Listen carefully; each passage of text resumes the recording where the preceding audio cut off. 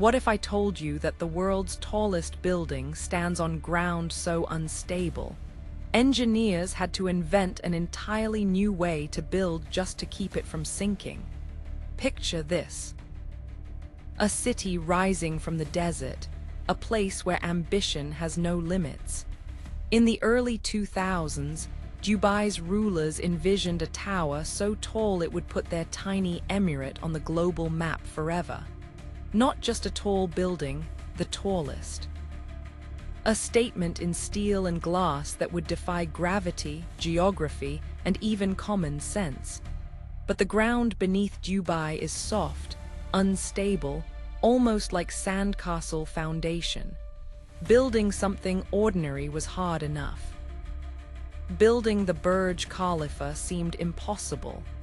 Yet today it stands, a shimmering needle against the sky, a monument to human ingenuity. So how did they do it?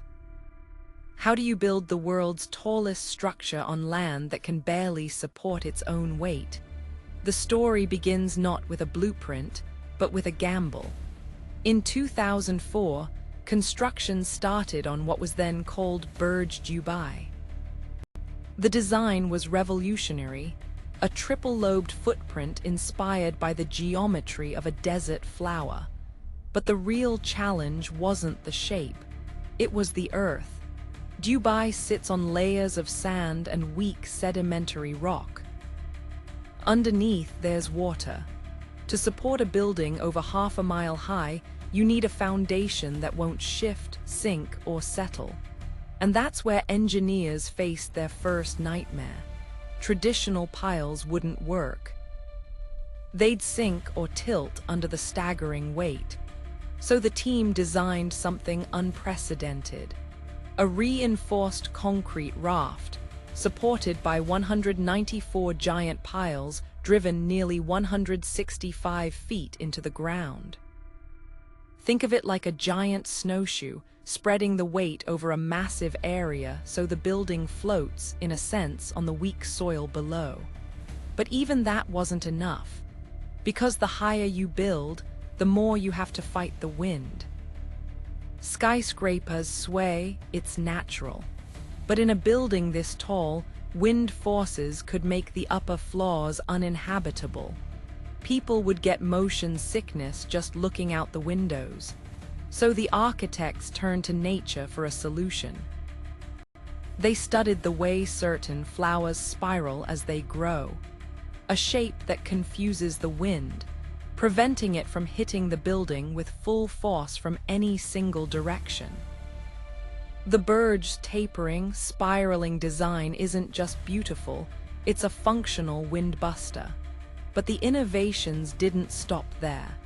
Imagine the logistics, transporting concrete to heights never before reached. Standard concrete pumps couldn't handle it. So engineers developed a special high-pressure pump and a concrete mix that could be pushed vertically for over half a mile without setting. They pumped concrete higher than anyone had ever done, a world record in itself. Then there was the issue of temperature.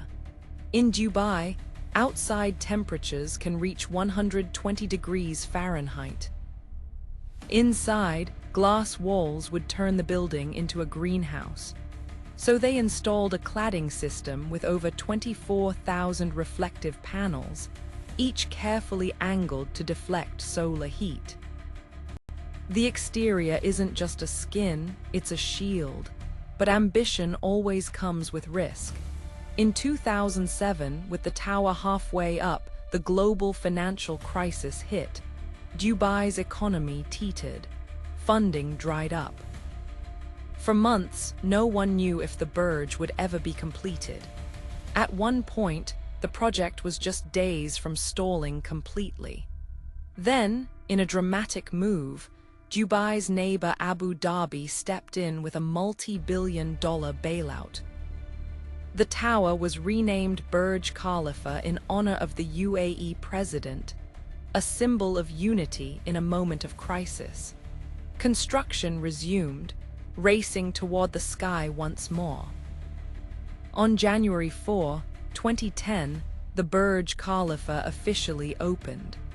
At 2717 feet, it wasn't just the world's tallest building, it shattered records.